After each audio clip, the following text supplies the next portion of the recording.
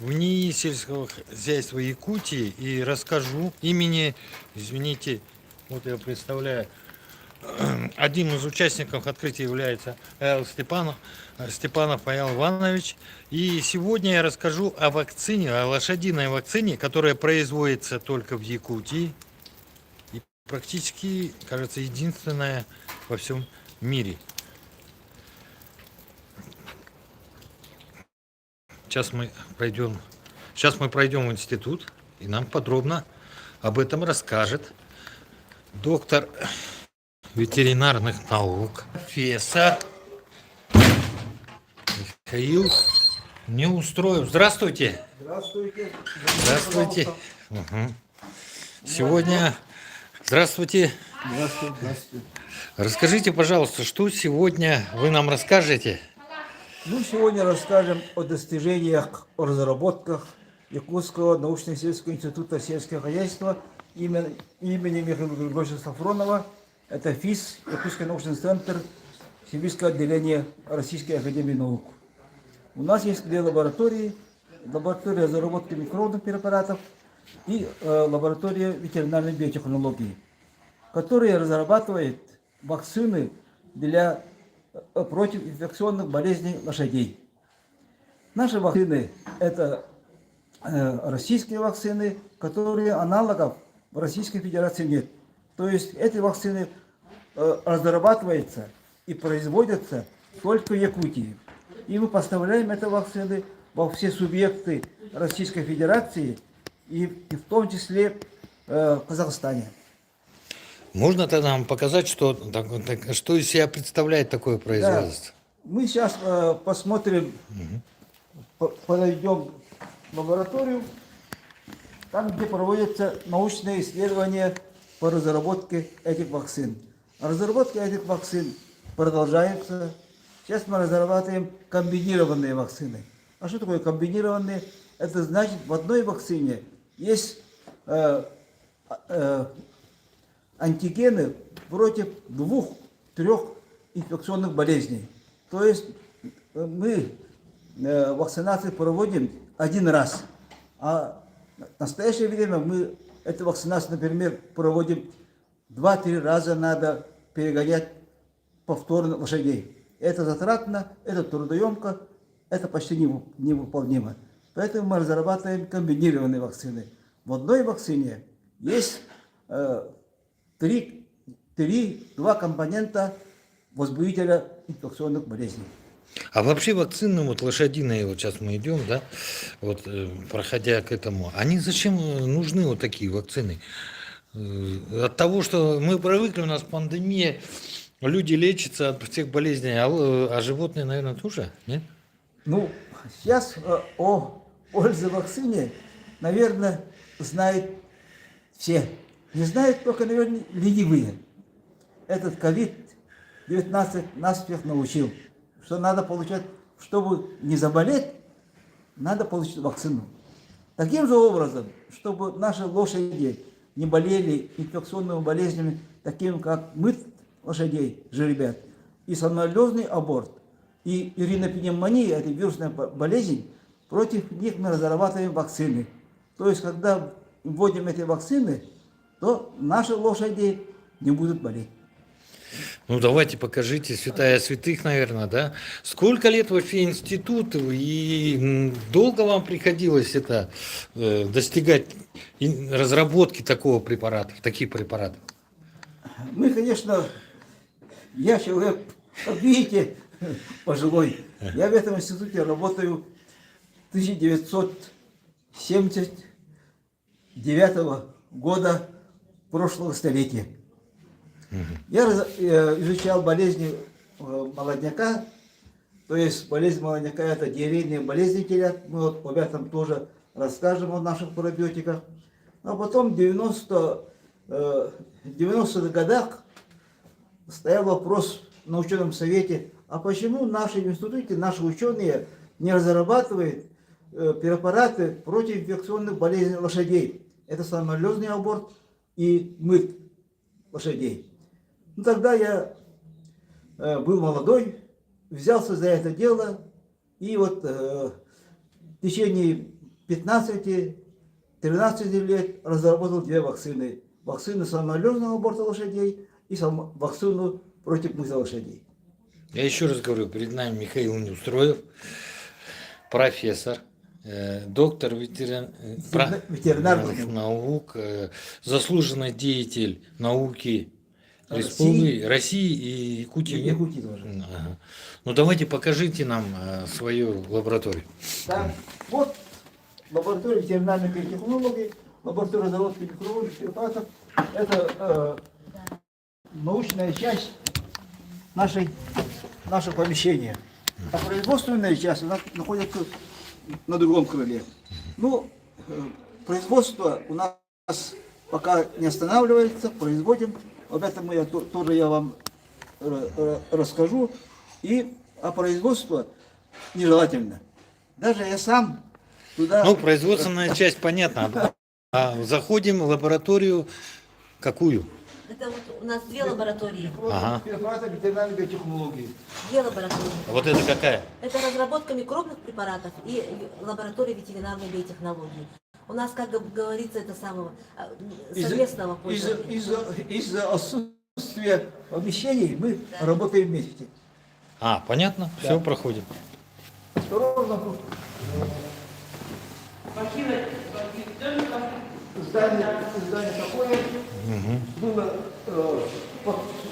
станки были. Ну, тут мы приспособились к ним. Мы его превратили в нашу лабораторию. Вот ламинарные шкафы. В этих ламинарных шкафах создается стерильная зона. То есть тут делаются посевы, тут проверяем наши микроорганизмы, потом мы их помещаем в термостаты и там выращиваем определенное время, чтобы получить бактериальную массу. С этой бактериальной массой мы готовим вакцины. Вакцины мы готовим почти, И здесь, конечно, производственные. почти круглый год, потому что мы разрабатываем и новые вакцины в настоящее время. Все эти требуют вот таких работ. И есть у нас молодые люди, пусть есть и... А там, вот смотрю, молодые. Вот я так понимаю, все как требуется в химических лабораториях, вплоть, я так понимаю, ну, вот это Это печка. у нас автоклав. Автоклав. Для стерилизации. Для обеззараживания настоит этот автоклав. Тут называется заразная зона. Мы работаем с патогенными микроорганизмами, которые выращиваем в термостате тут же, да? Ну, тут же исследуем, тут же убиваем их, это самое, которые не нужны. А можно представиться, с кем я разговариваю? Да? Да. Меня зовут Тарабукина Надежда Петровна. Я доктор ветеринарных наук, профессор, зав. Лаборатории разработки микробных препаратов. Вот немного о лаборатории, и неужели вот на этом площади небольшой, да, вот так берется и появляется вакцина, нет? Нет, это вы должны понять, что это у нас лаборатория, где мы ведем такие работы. А на самом деле вакцина, которая делается, она находится у нас справа. Ну, она в рабочем, Да, в рабочем. Ну, там доступ это самое. Вообще у нас 1-2 человека, кто Запрещен. работает отлично. Там отдельно тоже вот такие же ламинарные шкафы. Там отдельно Чистые зоны создавать. для выращивания микроорганизмов шейкеры там стоят. Там термостаты стоят. Там рефрижератор, Там там центрофуги. Ну, там у нас самая душа наша. Все там есть. И А там вот для молодые вегетаторов- люди, где молодые люди бегают, можно посмотреть? конечно. И препарат показать, я так понял. это О, наша- это вот эта люминесцентная лампа, да, Да, это средневековая, но она работает. Вот средневековая. термостат работает, вот видите, 37 градусов, это как раз режим выращивания микроорганизмов. Тут они растут. Как вы их назвали? Термостат. Нет, микроорганизмы как-то шейкины, мейкины. Микроорганизмы, они растут при такой температуре. А, это независимо. Оптимальная температура роста 37 градусов. Ну как у человека. Да. Потому что микроорганизмы, они же где находятся? В организме животных и человека. А что, у животных и у человека практически одинаковая температура? Да, ну чуть выше у животных. У человека 37, у животных 38, 39. Понятно. Ну, разница небольшая. Ну, наши молодые, у нас есть аспиранты, у нас есть люди, которые защитили в этом году кандидатскую диссертацию, одна же защитила диссертацию по разработке вакцины мутных лошадей в Новосибирске. Второй аспирант сейчас готовится в декабре, поедет защищаться в Урале по вакцине пневмонии и мыта. Ну давайте их покажем, и потом Конечно. вы нам препарат это покажете и расскажете. Ой-ё, столько интересных людей. Вот наши молодые люди. Ну еще не в полном составе, они там Да. в кабинете сидят. Вот микроскоп, на котором... Вот фотографии наших микроорганизмов. Это вот который мы сейчас 37 градусов, да? Да, которые 37 градусов, которые растут, это покрасили. Покрасили. Вот красят рядом. А вот зачем красят, кстати? Для Ну, того, чтобы- чтобы понимать. Ну, Это чтобы микроорганизмы, идентифицировать. они разные. Они воспринимают, разные микроорганизмы воспринимают краску Разные по-разному. Поэтому по краске... Один из методов диагностики. один из Это методов- метод диагностики, да, чтобы... дифференциации. Ну, чтобы не вырастить другой микроорганизм. Подождите, вот смотрите, я просто зачем спросил, я вижу синий и красный. Красные плохие или хорошие? Саргана расскажет. Сарган сейчас Ну, расскажет. синий это, А? синий они это споровые сейчас. Ага. А вот это не окрашенные снизу. А, то есть синие и красные это все не наши, наши Все белые, да? наши. Бациллус, Все вот да. эти бациллус. Да, вот это вот, Ага. это вегетативная Это форма грамм-положительная. это наших бактерий, которые препарат сахабактисубтил основа. Ну а вот основу я и спросил, Да. какие синие, красные или... Синие. Все синие это наши. Да. Все понял. Мгм. Так проще. А зачем вот диагностика производится на микроскопе? Обычно все привыкли, что ученые все через микроскоп смотрят. Нет, это микроскопе мы смотрим просто морфологию, вот окраску, это же все смотрится на микроскопе. Это, Как воспринимают да, краску? как они подвижные, такие споры, оболочка, там это сам Они же капсула. не связаны с этим. Ну понятно, они просто связаны, я понимаю. Сколько надо синих тел, чтобы понять, что микроорганизм уже готов для производства препарата? Надо, чтобы все синее было, нет? Нет, там специальные Это определяется по другим уже другим методам. физиолого-биохимическим. Есть этот калориметр, на котором мы определяем по мутности концентрацию микроорганизмов. Хорошо, понял, все равно не понял. Я просто хотел спросить, вот сейчас вот синие, смотрю, окрашивают, сейчас покажут. И это вот и смотрит ученый, что там происходит. Он какой вывод должен сделать сейчас? Он делает вывод, что о том, что он правильно вырастил, что в этом мазке нет других микроорганизмов. Других микроорганизмов не должно быть. То есть это как знак качества, да? Да, чистая культура должна быть. Должна расти один штамм, одна культура в одной пробирке. Понятно. Если там есть другие микроорганизмы, то бракуются. И выкидывается. Конечно. что это? Уничтожается. Да, это значит плохо работает. А вот я смотрю, сзади тоже что-то есть. Это молодой человек, который занимается изучением ферментов микроорганизмов. Но он занимается в основном вот на спектрофотонике. Ферменты, микроорганизмы наши, вот Bacillus subtilis, из которого мы готовим препарат сахабактисубтил, он выделяет 6-7 ферментов. Я же говорю, он выделяет, которые помогают пищеварению. Вот эти ферменты мы выделяем и изучаем их активность. Какой микроорганизм, какой штамм, сколько ферментов, в каком активности вырабатывает.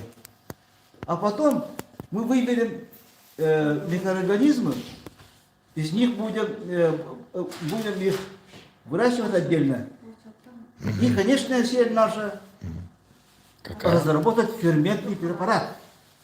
То есть мы будем давать не микроорганизм внутрь теленку, а очищенные ферменты. Который позволяет его... Ну, в пищеварении будут участвовать. Ну, усвояемость кормов. Усваиваемость корма повысится. А вот... Во всем мире разрабатываются ферментные заводы. Например, в Китае. В нашей России 1-2 завода всего. А мы хотим, чтобы у нас завод был в Якутии. Ферментный.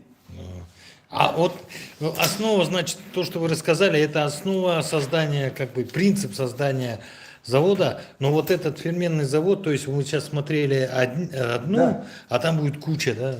И все разные, да? Это будет уже другой штамм Вассельса субтилиса. Который больше Да. вырабатывает ферменты. Мы из них выберем у нас 60 штаммов, из них мы выберем 1-2 штамма, которые наиболее активнее. Продуцируют.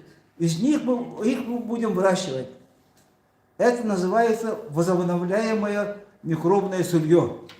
Ферменты можно получать от животных, ферменты можно получать от растений. Животных надо выращивать, растения тоже надо выращивать. А это микроорганизм, он находится в холодильнике, хранится. Взял его, размножил, посел и сделал, вот тебе и сырье. Сырье, которое позволяет производить вакцины. Нет, А что? Ферменты для вакцин. Вот сколько? Нет, это совсем уже другое. Я просто путаю препараты, да, назначение препарата. Фермент, который позволяет лечить животных, увеличивать поголовье скота, его продуктивность, здоровье. И, то есть, не надо будет его сильно гонять по всей Якутии, чтобы накормить, да? Да. Эти ферменты будут потом востребованы в медицине, эти ферменты будут востребованы в косметической промышленности, ну и любой промышленности. То есть эти ферменты являются основой биологической индустрии, Да. а в данный момент Якутии, да? Якутии и, надеемся, в России будут. Нет, ну потому что в Якутии много чего не растет в мире и вообще в России, да, и вот этот заводик может сделать так, что у нас своя косметика будет теперь в промышленном масштабе, не то что лекарства, я правильно понимаю? Да. На основе фермента будут возможно, и лекарственные средства. Вы же помните, мы панкреатин и другие же ферменты, препараты применяем внутрь. Вот. Ну, их не так производят в большом количестве, потому что тоже ферментов нету, да, я понимаю? Конечно, нет. А вот что все-таки молодой человек делает? Вот там вода десалинировая. Он все расскажет. Он на этом работает, спектрофотометре работает. Нет, ну это же какой-то прибор для Нет, чего-то. это просто pH.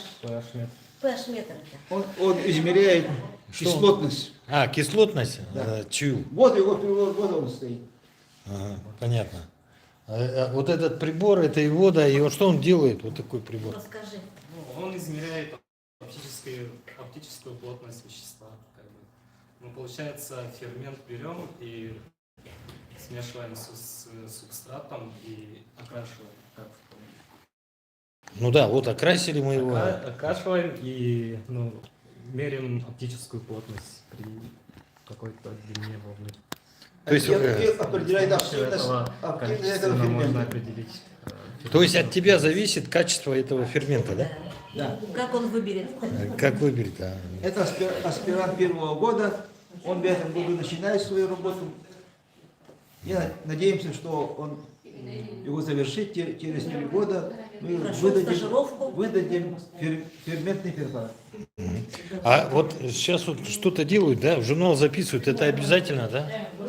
Обязательно. Сегодняшняя работа. Вся наша работа, она фиксируется в журналах, которые они, имеют печать, шнур, чтобы потом доказать, что это правда. Ну не только правда, данный фермент существует и вышел в свет, да?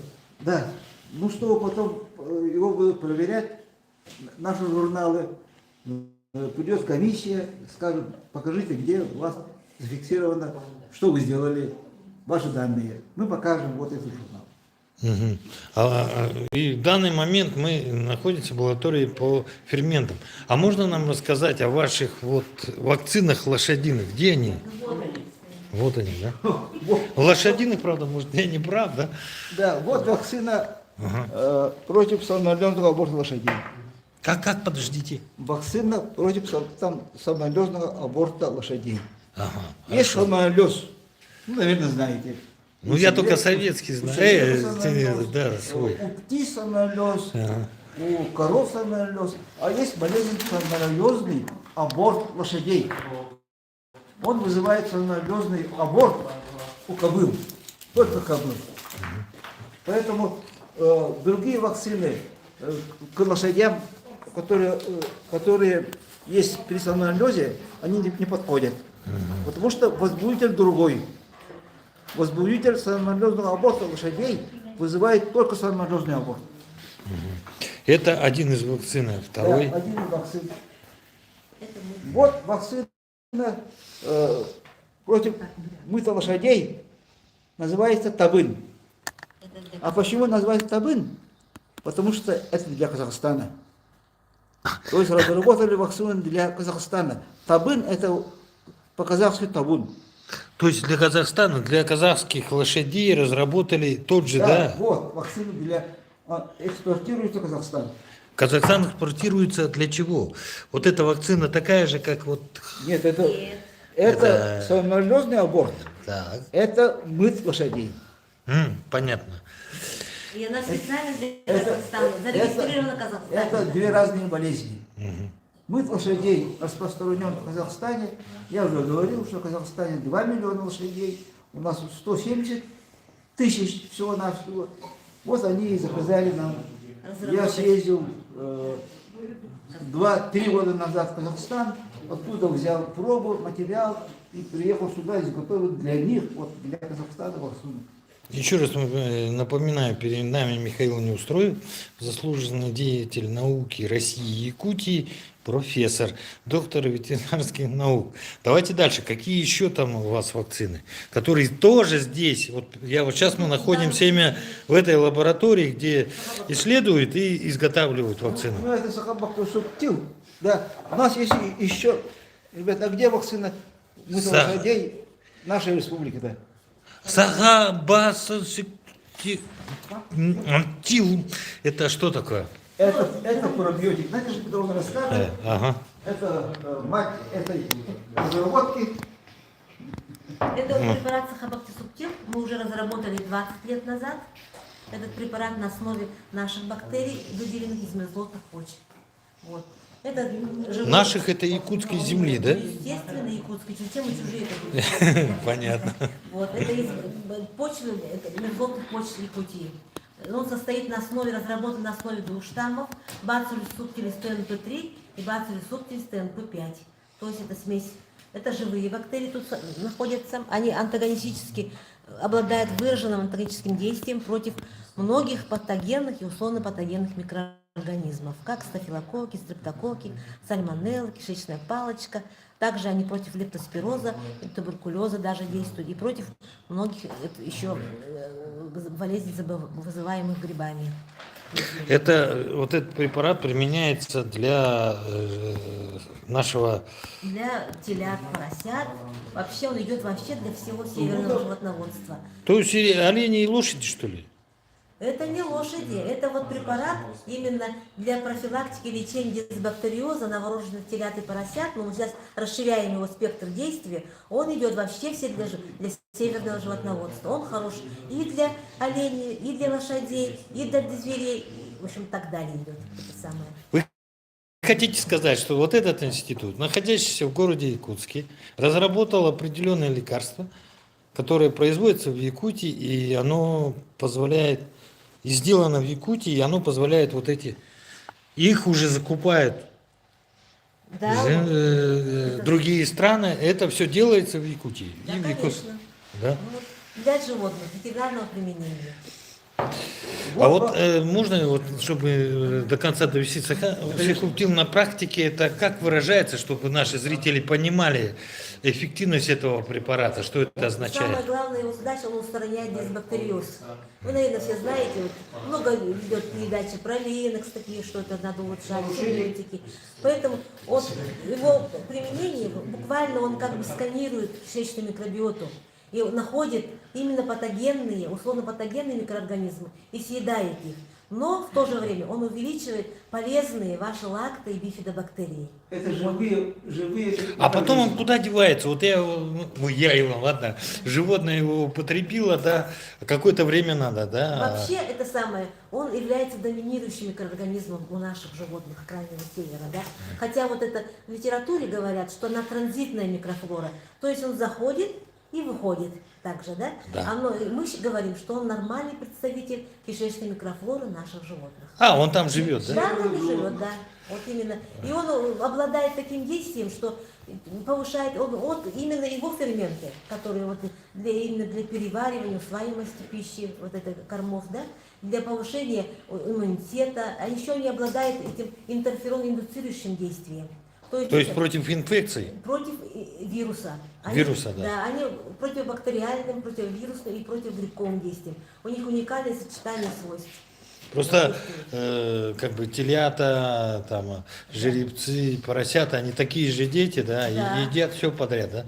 Ну вот они рождаются, да, они совсем без защиты. Ведь живой организм что защищает? Весь ваш иммунитет, это нормальная микрофлора, это лакто- и бифидобактерии, которые мы изучили у наших вот животных. Они в основном у телят, например, формируются после 10-дневного возраста. А наши телята очень много именно падали, умирали до 10 дней не доживая, потому что они были без защиты. А в это время, если у нас другие микроорганизмы, вот, которые испочвенные, да, они не только в почве, они летают в воздухе нашем, да, и вот они, попадая в организм, они ведут защитную функцию, вперед отсутствие вот этого, пока нет этих именно полезной микрофлоры. Вот То есть это препарат, вот, который вокруг летает, вы собрали, сконцентрировали и дали Да, теленку, я да. так грубо. Ну да, вот это может, потому что почва является основой всех микроорганизмов, они из почвы все появляются же, да? И в воздухе, особенно их много летом, когда тепло, их очень много, поэтому летом может быть и меньше болеем. А вот зимой, да, ну, в помещениях, мы очень, кстати, можно сказать, гигиена у нас такая, хатон у нас бывает грязный и тому прочее, да? Но кто у нас дезинфекцию делает? Вот они делают у нас, наши эти природные антагонисты. Ну, с вами, извините, красиво, здорово разговаривать, можно дойти далеко. Получается, это из якутской биологии, из якутской земли сделали вот такой препарат Ну, для... естественно, да, точно это. Да, и получается, что действительно надо приезжать в Якутию, наслаждаться, потому что там летают вот такие... Да, вот я вот и говорю это туристическим таким компаниям. К нам приезжай, вы также повышаете иммунитет, особенно летом. Природа нас именно богата вот этими бактериями. И потому что они вообще, эти бактерии уникальные. Они придают вкус такой хороший. Мы из них сделали кисломолочный продукт. Очень хороший йогурт получается 40. Но я об этом чуть позже расскажу, хорошо. То есть вы хотите сказать, что это уже вот природа Якутии на службе пока у телят?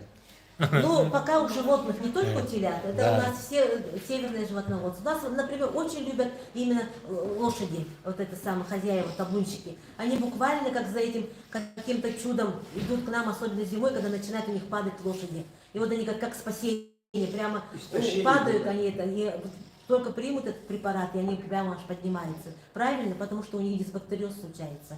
Поэтому у них там, и вот он сразу налаживает у нас, именно корректирует микрофлору кишечника.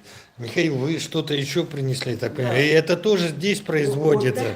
Немножко я хочу добавить, да? Да. Почему дается вот этот препарат истощенным животным? Это крупный рогатый скот и лошади. А почему у нас вот зимний период-то? Потому что в зимний период у лошадей, у крупного рогатого скота скудный корм.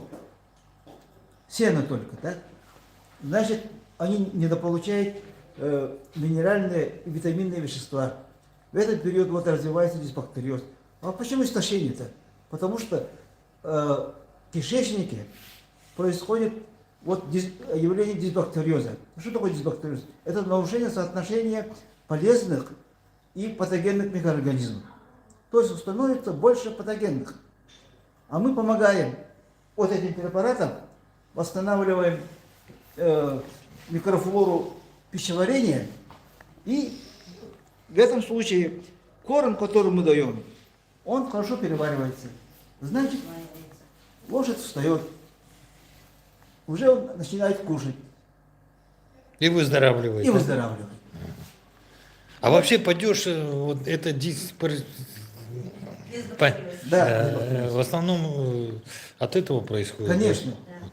Почему истощается? Потому что тот корм, который даем мы, не переваривается И не усваивается. и не усваивается. А мы помогаем этим препаратам. Хорошо, и я смотрю, у вас в Да. руках еще Вот одна я вакцина. говорил, что у нас есть еще вакцина мыта лошадей Российская. Для России. Это для Казахстана, а это для России. Штамм другой, технология другая. И что вот этот вот штамп позволяет делать? Ну, вот это лекарство, так скажем. Когда дают этот препарат, то жеребята не болеют мытом. А что такое мыт? Это воспаление лимфатических узлов головы. Гнойное воспаление. То есть это гнойная ангина на наших языках? Да, это стрептококк, который вызывает у людей ангину. Но у него стрептококкус экиви, то есть тоже стрептококк, который паразитирует только у лошадей. Это такая заразили? а вот лошади и вот у лошадей, они же разных пород, без разницы ему, Без да? разницы. Без разницы, да? Да. И У вот кстати, у человека проблема ангины еще стоит. Наша медицина еще не изготовила и не предложила вакцину. Хотя бьются над этим. это против ангины. Да. Стрептококк. А вы уже, точнее, А мы против... уже разработали в 2000 году.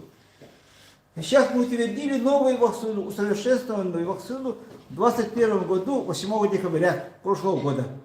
И она тоже против ангины. Лошадей, ангины лошадей. Против ангины лошадей. Если так Мы дословно, туда добавили иммуномодуляторы. А что такое иммуномодуляторы? Это те вещества, которые стимулируют иммунную систему. В этом случае эффективность вакцины повышается. То есть я правильно понимаю, что в Якутии производят препараты для лечения лошадей и так далее, и даже от ангины, но пока еще не для людей. Да. Мгм. А вот хотел бы, Михаил, спросить, почему вот заинтересованность, вы говорите Казахстан, да, и Монголия, да? Да, Монголия вот сейчас был, я в сентябре с делегацией нашего правительства. Они взяли меня, пригласили, я с удовольствием согласился, потому что я в Монголии имею связи, и монгольские друзья уже давно говорят, заинтересовались нашей вакциной, вот, которая российской вакцины. Они его ждут, у них 3 миллиона лошадей, у них тоже проблемы мыта лошадей среди жеребят.